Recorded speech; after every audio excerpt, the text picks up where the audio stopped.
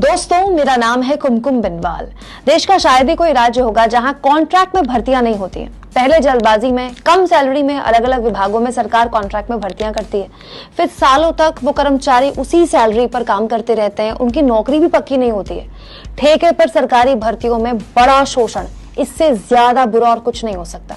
हिंदी पट्टी के ऐसे कई राज्य हैं जहां ऐसे कर्मचारियों के आंदोलन की खबरें आती रहती हैं, खासकर चुनाव के वक्त।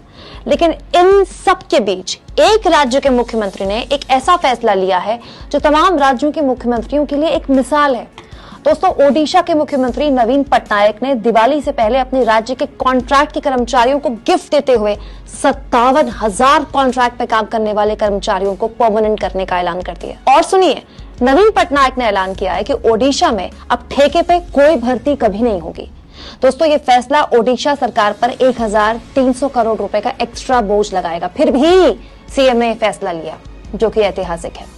नवीन पटनायक दोस्तों देश के उन कुछ चुनिंदा मुख्यमंत्रियों में से हैं जिनके ना तो आपने कभी अखबारों में बड़े बड़े एड्स देखे होंगे, ना ही टीवी में उनके लंबे चौड़े भाषण आपने देखे होंगे, क्योंकि वो विज्ञापनों पे पैसा नहीं खर्च करते।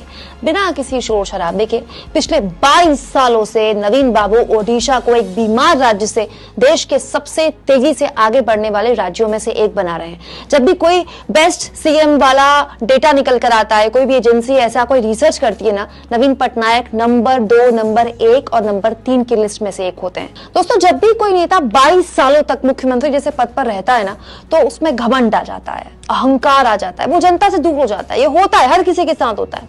लेकिन नवीन पटनायक ने ऐसे किसी अवगुण को खुद को छूने भी नहीं दिया। क्या आप जानते हैं, नवीन पटनायक शायद देश के इकलौते ऐसे मुख्यमंत्री हैं जो अपनी राज्य की भाषा नहीं बोल सकते, नहीं आती उनको बोलनी, लेकिन उससे ऊपर जाकर नवीन पटनायक ने अपने राज्य के लोगों के मन की बात समझी और पूरी तरह से कॉन्ट्रैक्ट भर्ती ही अपने राज्य में खत्म कर दी। दोस्तों, ज्यादा पुरानी बात नहीं है जब प्रधानमंत्री नरेंद्र मोदी ओडिशा गए और नवीन पटनायक सरकार से बात की और कहा कि एक चक्रवाती तूफान आने वाला था ओडिशा, उसको लेकर बातचीत हुई पीएम मोदी और सीएम नवीन पटनायक की। और पीएम मोदी ने कहा कि केंद्र सरकार आपको 500 करोड़ रुपए की मदद देती है। पीएम ने ऐलान किया और अगर आपको जरूरत होगी तो हम आपको और मदद देंगे। जानते हैं जवाब में सीएम नवीन पटनायक ने क्या कहा पीएम मोदी को? नवीन पटनायक ने प्रधानमंत्री का धन्यवाद किया और कहा कि ओडिशा को आर्थिक सहायता की जरूरत नहीं है, होगी तो मांग लेंगे।